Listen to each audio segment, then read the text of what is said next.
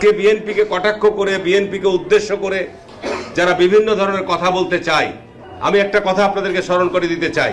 দেখবেন যারা মদের দোকানে মদ বিক্রি করে তারা কিন্তু মদ পান করে না, তারা মানুষকে মদ খাইয়ে মাতাল করে। ঠিক না বেঠিক বলছি কথাটা? আর ধর্ম ব্যবসায়ীরা কিন্তু ধর্মভীরু নয়, ধার্মিক নয়। ধার্মিক তারাই যারা ধর্মভীরু।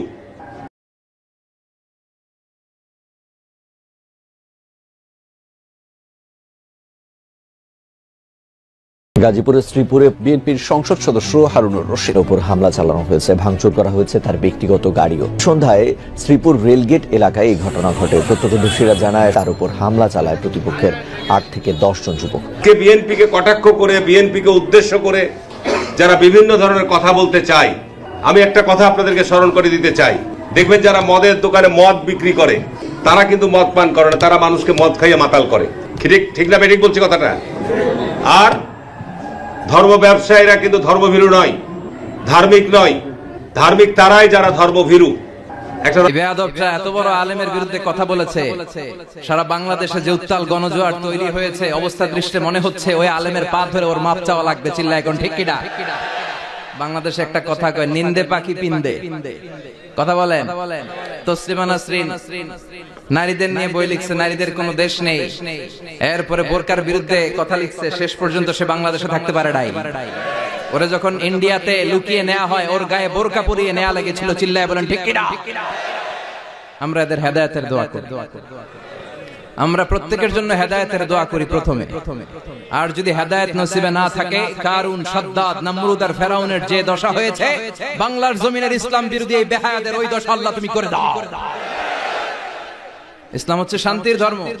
আমরা সব সময় সাম্প্রদায়িক সম্প্রীতি, ভালোবাসা এটাতে বিশ্বাসী। রাজনৈতিক দল সম্পর্কে আমরা ভালোভাবেই জানি। যখন উদ্দেশ্যমূলকভাবে বলে যে এক স্বৈরাচারকে বিদায় করে আর এক স্বৈরাচারকে নিয়ে আসবে, কাকে উদ্দেশ্য করে বলেন? এক চাঁদাবাজকে উৎখাত করে আর এক চাঁদাবাজকে, এই সমস্ত কথা যখন বলেন কাদেরকে উদ্দেশ্য করে বলেন?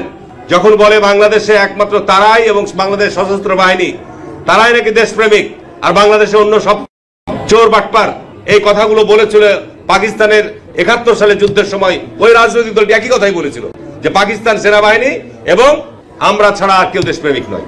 একই কথা তারাই 53 বছর পর একই কথা তারা বলছে। কি কথাগুলো ঠিক না বেঠিক বলছি? আজকে বাংলাদেশের মধ্যে তারা নতুন করে বিভাজন তৈরির কথা বলছে, আজকে চাঁদাবাজির কথা বলছে বা দখলের কথা বলছে। আমি আপনাদেরকে যে তথ্য চান, মানত দিতে অস্বীকার করলে এভাবে মারধর আর হুমকি দেন বিএনপির গুলিস্তান ইউনিটের সভাপতি সেলিম, সাথে আছে তার সহযোগী শাকিল। জায়গা থেকে কিন্তু বিএনপি নেতা কর্মীদের বিরুদ্ধে প্রচুর কমপ্লেইন আসছে। আমার কাছেই সকাল বিকাল কমপ্লেইন আসছে। বিএনপির নেতা কর্মীদেরকে মাঠ পর্যায়ে কন্ট্রোল করা যাচ্ছে না। চাঁদাবাজির সঙ্গে যুক্ত, জমি দখলের সঙ্গে যুক্ত, টেন্ডারবাজির সঙ্গে যুক্ত। আমার এলাকাতে পথধারী নেতারা কেউ মাটি ভরাট করে নদীর উপরে, জমি দখল করে। আরেক উপজেলায় পথধারী নেতারা মামলা বাণিজ্য করে। বিএনপির যারা আছেন, আমরা আপনাদেরকে মহব্বত করি। আপনারা নির্যাতিত একটা দল, আপনাদেরকে মহব্বত করি। আপনারা যে মাঝে মধ্যে বলেন যে কে চাঁদাবাজি করে, তো আপনাদের দলের লোকেরা যদি এইভাবে মাদ্রাসা মসজিদ থেকেও চাঁদাবাজি করে, এটা কি আপনাদের দলের জন্য কোনো কল্যাণ বয়ে আনবে? আমারে বলেন, এটা কি বিএনপির জন্য কোনো কল্যাণ হবে? মাদ্রাসা মসজিদ তো মানুষ মানার কথা। আর বিএনপির যে কাহিনী শুনছে সারা দেশ থেকে, চাঁদাবাজি, দখল, মামলা করা, মানুষকে জিম্মি করা, এইভাবে যদি চলে তাহলে বিএনপিরও আওয়ামী লীগের পরিস্থিতি সময় লাগবে না। অলরেডি মানুষ বিরক্ত হয়ে যাচ্ছে।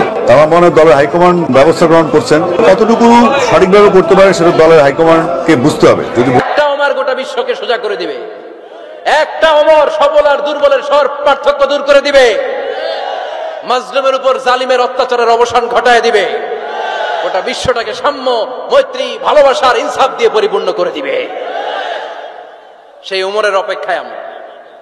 নিজের ছেলেকে 80টা বেত মেরেছেন। কয়টা? 80টা বেত মেরেছে। এই ব্যাপারে অনেকগুলো বর্ণনা পাওয়া যায়। সবচেয়ে সহিহ বর্ণনা হচ্ছে মুয়াত্তা ইমাম মালিকের বর্ণনা। ওমরে ফারমান মারুফুন বিআবি শাহমা ছিলেন মিশরে, ওখানে নাবিজ খেয়েছিলেন। নাবিজ হচ্ছে আরব দেশের লোকেরা দুধের মধ্যে শক্ত খুরমা রাত্রেবেলা ঢেলে দিত।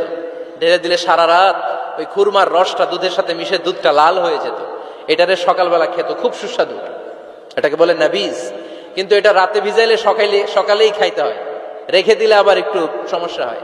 এটা অনেকটা তারির মতো হয়ে যায়, মাতলামি চলে আসে। তো ওমরে ফারুকের ছেলে নাবিজ খেয়েছেন, মদ খাননি, নাবিজ। কিন্তু